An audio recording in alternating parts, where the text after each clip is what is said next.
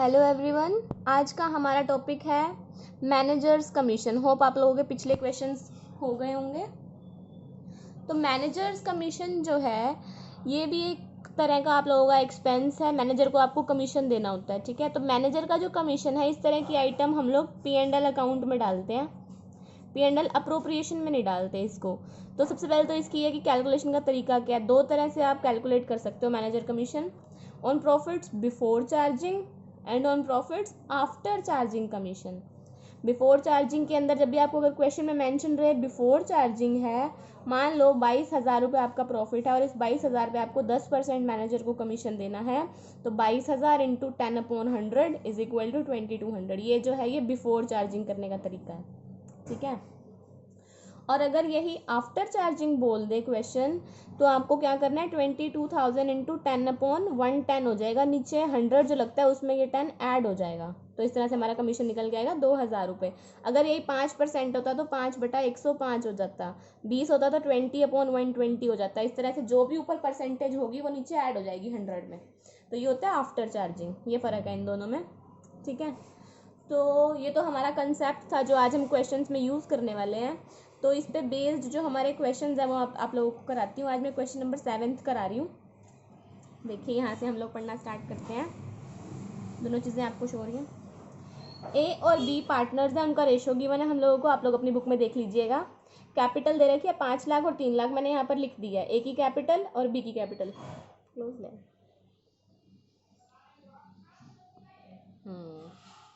उसके बाद आपकी बुक में बोला गया इंटरेस्ट ऑन कैपिटल 6% है, वो हम कैलकुलेट कर लेंगे। उसके बाद है B is to be allowed an annual salary of 60,000। B को बोला गया है सैलरी 60,000 पर ईयर, ठीक है।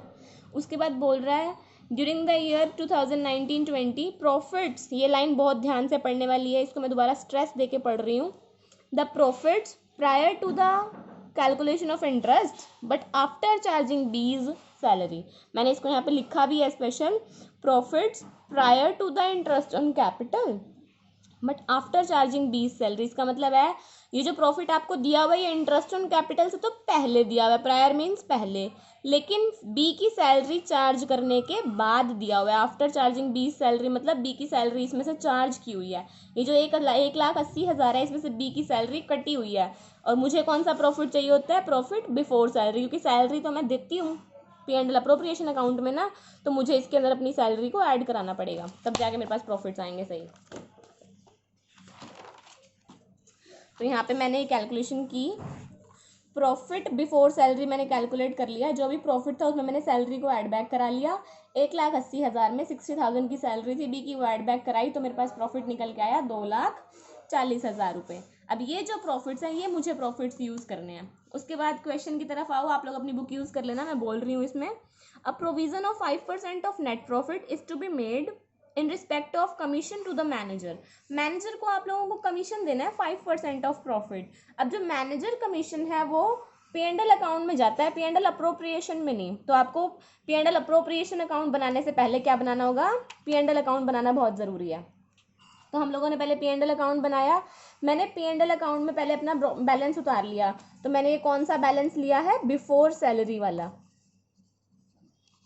तो मैंने 1,80,000 प्लस 60 करके 2,40,000 जो अपना ये प्रॉफिट निकाला था बिफोर सैलरी, उसको ट्रांसफ़र किया है, ठीक है। उसके बाद इसी 2,40,000 का 5% मैनेजर को कमीशन दिया है, ठीक है। तो ये 12,000 रुपये मैनेजर का कमीशन निकल के आया। और उसके बाद जो बैलेंसिंग फिगर बच गया यहाँ पे 2,28,000 रुपये, ये ऐसा प्रॉफिट है जो P&L अप्रोप्रिएशन में ट्रांसफ़र करूँगी मैं। उसके बाद मैं बुक से शो कर देती हूँ आप लोगों को, मैंने आगे बनाया नहीं क्योंकि आगे का काम सेम था।